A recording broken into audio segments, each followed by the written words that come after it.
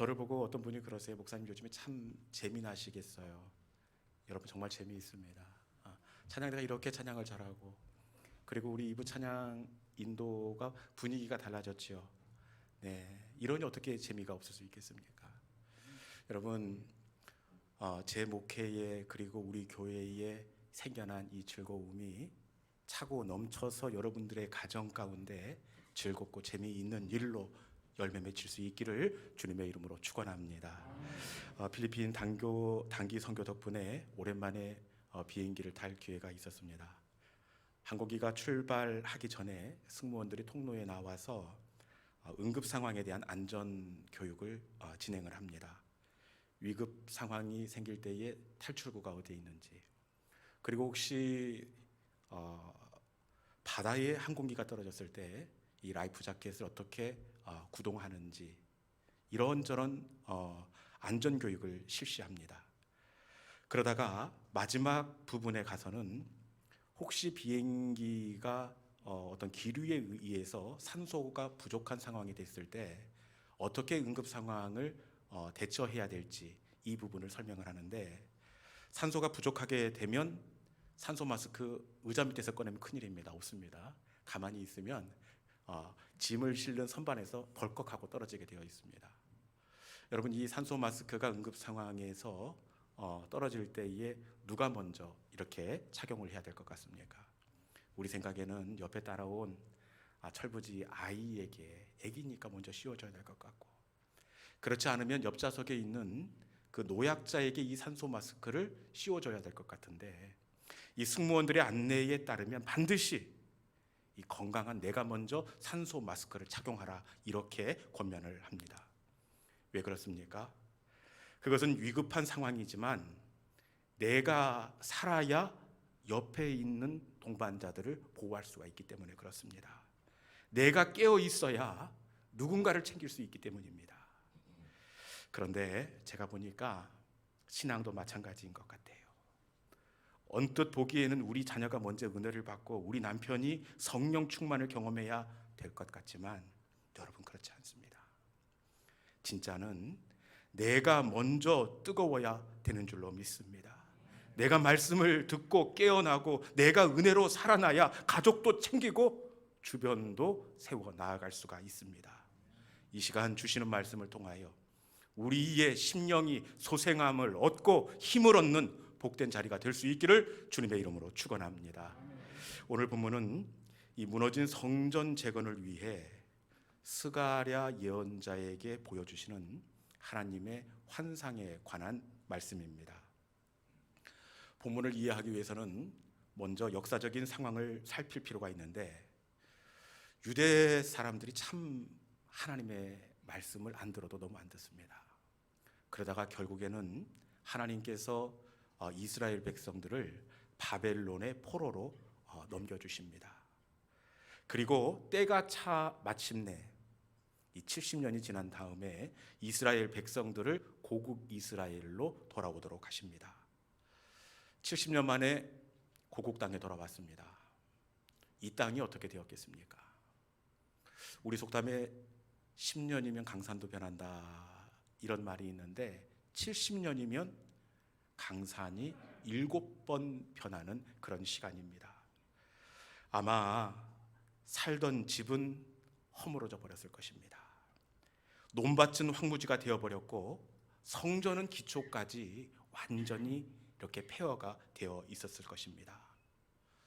이스라엘 백성들이 이 땅에 돌아와 어디서부터 어떻게 손을 써야 될지 이 질서가 서지 않는 겁니다. 그러다가 마침내 성전을 먼저 세워야지, 성전을 먼저 세워서 성전으로부터 공급되어지는 힘을 얻고 위로를 가지고 삶의 자리를 세워야지, 이렇게 계획을 세웁니다. 그리고 정말 다부지게 성전 건축을 출발합니다. 그런데 이 건축에 대한 열의가 얼마 지나지 않아서 금방 사그라져 재가 되고 말았습니다. 여러분, 처음에 그렇게 당차게 열의에 찬 모습으로 첫 삽을 떴는데, 이들이 왜 얼마 가지 않아 성전 건축을 포기하고 말았을까요? 이스라엘 백성들도 우리랑 똑같은 것 같아요. 그것은 먼저 돈 때문이었습니다. 70년 만에 돌아와 보니 이 마음하고 다릅니다. 돈 쓸 일이 너무 많아요. 집도 새로 져야지, 또 밭도 못 얻어서 다시 개간을 해야지.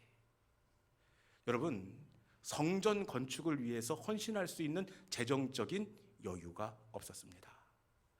그래서 한쪽에서는 어려울수록 성전 재건을 통해서 힘을 얻어야 된다.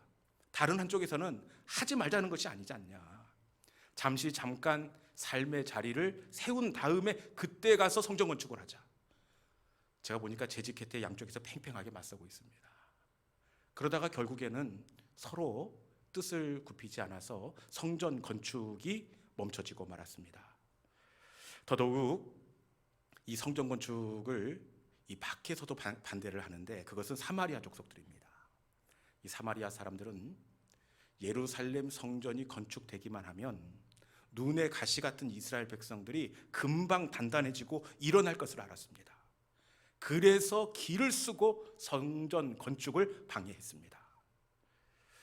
여기에다가 이 페르시아 당국에서도 이 투서를 통해서 오해된 진실을 이렇게 얻게 되어서 성전 건축에 대한 중지 명령을 내렸습니다. 이렇게 되니 성전 건축이 진행이 되겠습니까? 한 마음이 되고 힘을 합쳐도 어려운 게 성전 건축인데 이런저런 이유로 완전히 성전 건축에 대한 의지가 꺾이고 말았습니다. 이렇게 성전 건축이 멈춰선 지 16년이 지난 때 오늘 본문에 하나님께서는 스가랴를 찾아와 성전 건축을 재개하라 이렇게 명령하십니다. 그런데 예언자 입장에서 당연히 백성들에게 성전 건축을 이야기해야 되겠지만 이게 참 부담이 됩니다. 상황이 뭔가 나아졌다면 그래도 하자고 말씀드릴 수 있지만 여전히 경제적인 어려움은 더 어려워졌습니다. 대적들의 방해도 그대로고 당국의 규제도 풀리지 않았습니다. 이런 가운데 하나님의 명령을 어떻게 전달할 수가 있겠습니까? 그래서 스가랴 선지자가 머뭇 주저주저 했었을 터인데 이런 예언자에게 하나님께서 찾아오셔서 성전 건축을 할 수 있는 8가지의 환상을 보여주시면서 내가 반드시 이 환상대로 무너진 성전을 재건할 것이다 이렇게 말씀하고 있습니다. 이 8가지 환상 중에서도 오늘 본문은 5번째 성전 건축에 대한 환상입니다. 여러분, 무너진 성전 건축을 다시 재개하기 위한 환상을 하나님께서 보여주시는데 어떤 환상을 여러분들은 기대하십니까? 지금 재정적으로 어렵기 때문에 하나님께서 돼지 저금통을 보여주시면 마음이 평안해지지 않겠습니까? 그것도 아니면 창이나 칼을 보여주시면 대적 사마리아를 하나님께서 막아주시겠구나 이렇게 안심을 할 수가 있을 터인데 하나님께서는 우리의 생각과 전혀 다르십니다. 하나님은 성전 건축에 대한 어떤 환상을 보여주시느냐 본문 2절에 있는 말씀입니다. 같이 한번 읽어보도록 하겠습니다. 자, 시작. 그가 내게 묻되 내가 무엇을 보느냐? 대답하되 내가 보니 순금 등대가 있는데 그 위에는 기름 그릇이 있고 또 그 기름 그릇 위에 7 등잔이 있으며 그 기름 그릇 위에 있는 등잔을 위해서 7간이 있고 그림을 말로 풀어놓으니까 이게 무슨 말인지 7개는 들리는 것 같은데 말씀의 의지는 이렇습니다. 7개의 접시가 있는 순금 등대가 있습니다. 그리고 이 순금 등대 가운데 기름 그릇이 있는데 이 기름 그릇이 7개의 가느다란 관으로 순금 등잔대와 연결되어 있다 이 말씀입니다. 그리고 한 가지 추가되는 것이 있는데 3절에 있는 말씀입니다. 이 외에 어떤 그림이 있는지 같이 읽습니다. 자, 시작. 그 등잔대 곁에 2 감람나무가 있는데 하나는 그 기름 그릇 오른쪽에 있고 하나는 왼쪽에 있나이다 하고 하여튼 이 기름을 짜는 감람나무 2그루가 양쪽에 있다 이렇게 말씀합니다. 이해를 돕기 위해 제가 사진을 준비했는데 바로 이것입니다.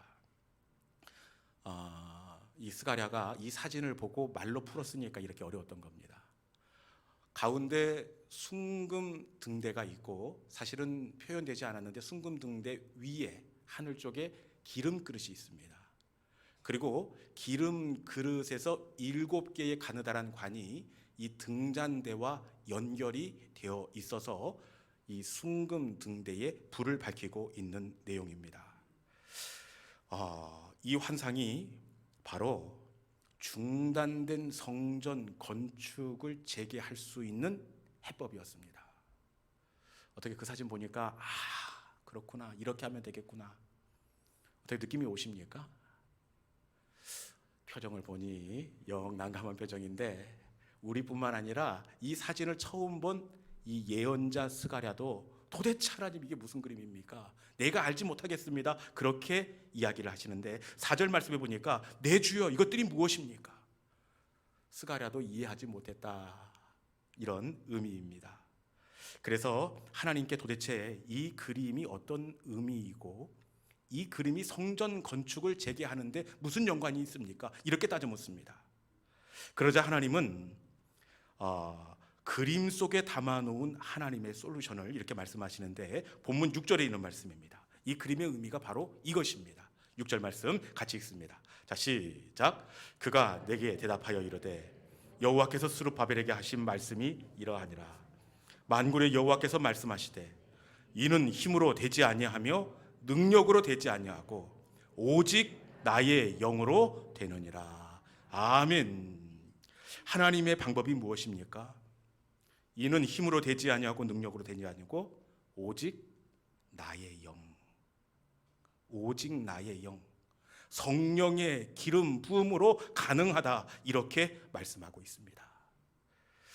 다시 스가랴가 보았던 환상을 사진으로 다시 한번 살펴볼 텐데 한번 열어보십시오. 이제 이해가 갈 것입니다. 여러분, 이 순금 등대는 이 성전 건축을 상징합니다. 그런데 그 위에 있는 기름 그릇에서 기름이 공급되지 않으면 이 순금 등대가 아무리 화려하고 정교해도 한 줌의 빛도 만들 수가 없습니다. 그러니까 빛을 발하는 성전 건축의 완공은 무엇을 한다고요? 나의 영, 기름 부음으로 가능하다, 이렇게 말씀하고 있는 것입니다. 이스라엘 백성들은, 그리고 스가랴 예언자는 성전 건축을 돈으로 해야 한다고 생각했습니다. 마음이 하나가 되면, 페르시아 제국의 허가가 떨어지면 그때가 바로 성전 건축을 시작할 수 있는 시점이라고 생각했습니다.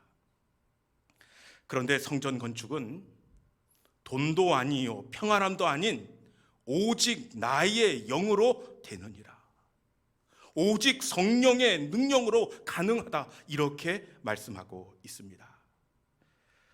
스가랴는 힘으로 되지 아니하고 능으로 되지 아니하고 오직 나의 영으로, 오직 성령의 도움으로 되느니라, 이 말씀을 듣고 마치 이 벼락에 머리를 맞은 듯, 여러분, 그 마음에 큰 찔림이 있었습니다.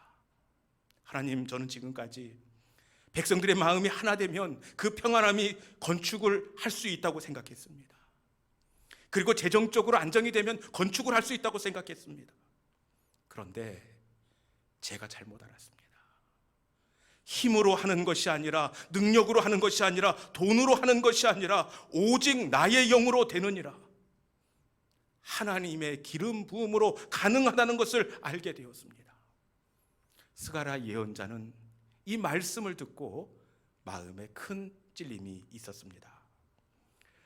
그리고 예언자가 어떻게 하겠습니까?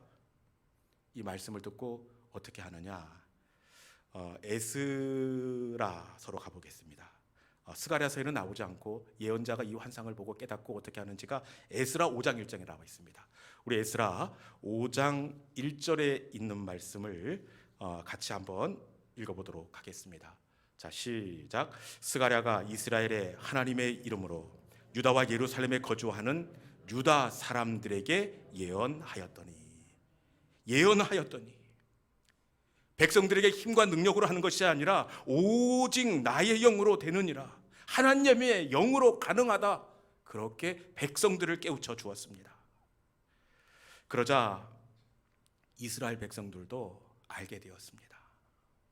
평안함이, 돈이, 그 페르시아 당국의 건축 허가가 이것을 가능하게 하는 것이 아니라 오직 나의 영으로 되느니라, 하나님의 거룩한 성령이 도울 때에 가능하다는 것을 깨닫게 되었고, 마침내는 다시 그들이 성전 건축의 첫 삽을 다시 뜨기 시작했습니다. 여러분, 이렇게 성령의 능력을 힘입고 성전 건축의 첫 삽을 떼었을 때에 어떻게 되었겠습니까? 어떻게 되었는지 우리 에스라 6장 2절에 있는 말씀 같이 한번 읽어봅시다. 어떻게 되었는지. 자, 6장 2절에 있는 말씀이 제가 읽어드리겠습니다. 메대도 앙메다 궁성에서 한 두루마리를 찾았으니 거기에 기록하였으되, 이렇게 되어 있습니다. 메대도 앙메다 궁에서 한 두루마리를 찾았는데 이렇게 기록되었다. 이 말씀이 무엇이냐? 이스라엘 백성들이 성전 재건을 시작할 때에 이 고자지라는 사람들이 있잖아요. 페르시아에서 중지 명령을 내렸는데 기어이 성전 건축을 시작합니다. 이 사람들을 막아주십시오. 그래서 페르시아 당국에서 이 고발을 접수하고 처음부터 조사를 하는데, 정말 이 일이 당국에서 금지하는 일인지 처음부터 다시 조사하라, 전수조사를 실시합니다. 그런데 메대도 앙메다 궁에서 한 두루마리, 이 두루마리는 이 선왕이었던 고레스가 예루살렘으로 돌아가 성전을 건축하라 칙령을 기록했던 두루마리였습니다. 성령을 힘입고 이들이 시작할 때에, 여러분, 하나님께서 이들 가운데 보이지 않던 두루마리를 보게 하시고 성전 건축을 할 수 있는 그 길을 성령께서 예비하시고 열어놓으시고 시작하게 하신 줄로 믿습니다. 그리고 성전 건축의 제일 관건이 무엇이었습니까? 돈이지 않았습니까? 지금 내 집 짓기도 힘든데 노 얻어서 밭, 논 개간하기도 벅찬 상황인데 여유가 없어서 성전 건축을 할 수 없다고 생각을 했는데, 성령의 능력을 힘입고 성령의 충만함으로 이 일을 시작할 때에 하나님께서 두루마리만 발견하게 하신 것이 아니라 어떻게 하시느냐? 우리 에스라 6장 8절에 있는 말씀 같이 한번 읽어보겠습니다. 자, 시작. 그 경비를 이 사람들에게 끊임없이 주어 그들로 멈추지 않게 하라. 아멘. 건축에 필요한 돈을 왕궁에서 조달해 주라. 그리고는 마침내 성전 건축이 아름답게 마무리가 될 수 있었습니다. 여러분, 하나님의 사람은 언제나 성령을 덧입고 살아야 하는 줄로 믿습니다. 성령이 떠나면 여러분, 들 수 있는 것도 겁이 나요. 들 수 있는데도 주눅이 들고 눌리게 되어 있습니다. 성령의 능력을 힘입고 그렇지 않는 것은 그러면 좋고 아니면 말고의 차원이 아닙니다. 하나님의 사람은 반드시 성령의 능력을 덧입어야 하는 줄로 믿습니다. 여러분, 삼손을 보십시오.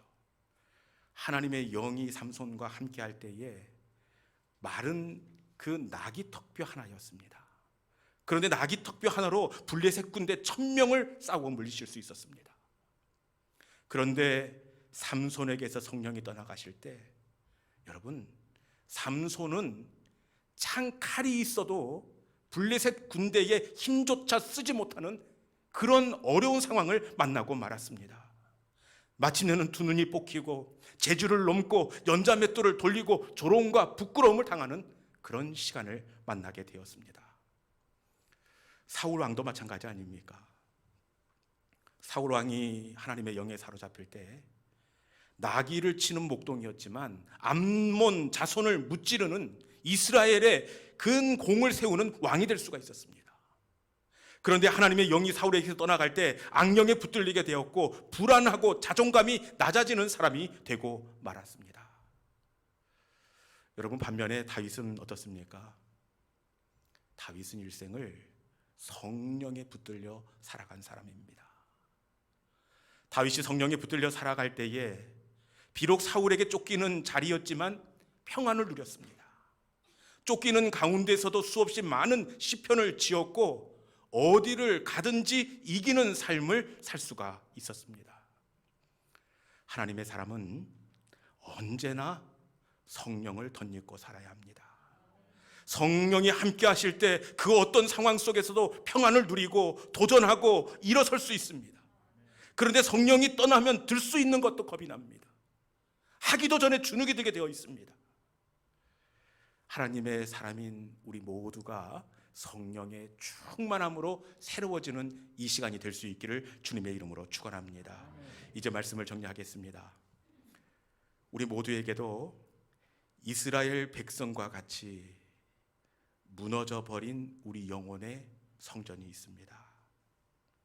무너져 버린 성전, 내 힘으로 어떻게 감당할 수 없는 우리 인생에 만만치 않은 삶들이 있습니다.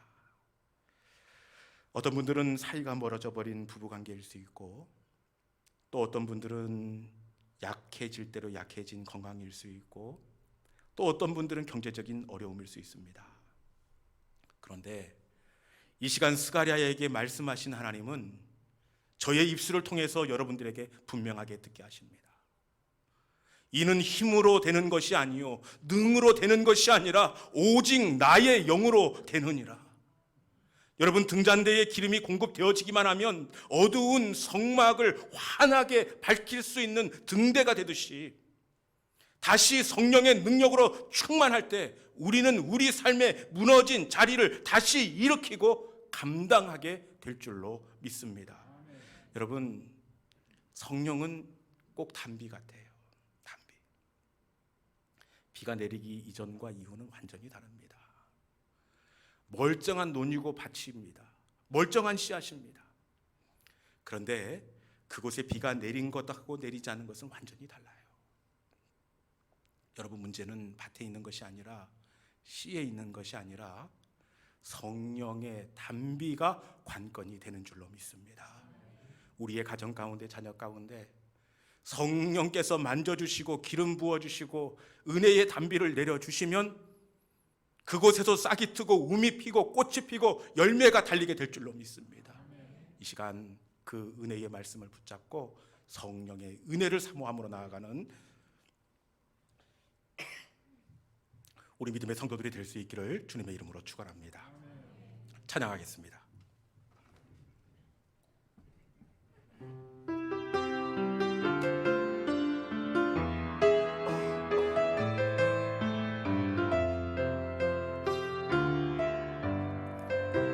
허무한 시절 지날 때 찬양합시다. 허무한 시절 지날 때 깊은 한숨 내쉴 때 그런 풍경 보시며 단식하는 분 있네. 고와 같이 너희를 버려두지 않으니 내가 너희와 영원히 함께한. 다시 한번 할까요? 허무한 시절 지날 때 다시 합시다. 허무한 시절 지날 때 깊은 한숨 내쉴 때 그런 풍경 보시며 단식하는 분, 고와 같이 너희를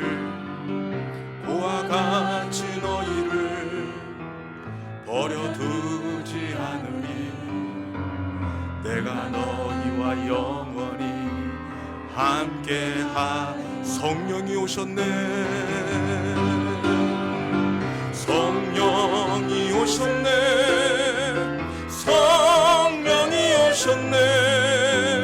내 주에 보내신 성령이 오셨네. 우리 인생 가운데 지금 찾아오셔서 그 나라 꿈꾸게 하시네. 억눌린 자 같은 자, 억눌린 자 갇힌 자, 자유함이 없는 자, 피난처가 되시는 성령님 계시네. 주의 영이 계신 곳에, 영이 계신 곳에 참자유가 있다네. 진리의 영이신 성령이요, 성령님이 이 시간 우리 가운데 임하십니다. 성령이 오셨네, 성령이 오셨네. 내 주에 보내신 성령이 오셨네. 우리 인생 가운데 친히 찾아오셔서 그 나라 꿈꾸게 하. 성령이 오셨네, 성령이 오셨네, 성령이 오셨네. 내 주에 보내신 성령이 오셨네. 우리 인생 가운데 친히 찾아오셔서 그 나라 꿈꾸게 하셨네. 성령이 오셨네, 성령이 오셨네, 성령이 오셨네. 내 주님 보내신 성령이 오셨네. 이 기쁜 소식을 온 세상 전하세. 성령이 오셔. 우리 선포하며 찬양합시다. 성령이 오셨네, 성령이 오셨네, 성령이 오셨네. 내 주님 보내신 성령이 오셨네. 이 기쁜 소식을 온 세상 전하세. 성령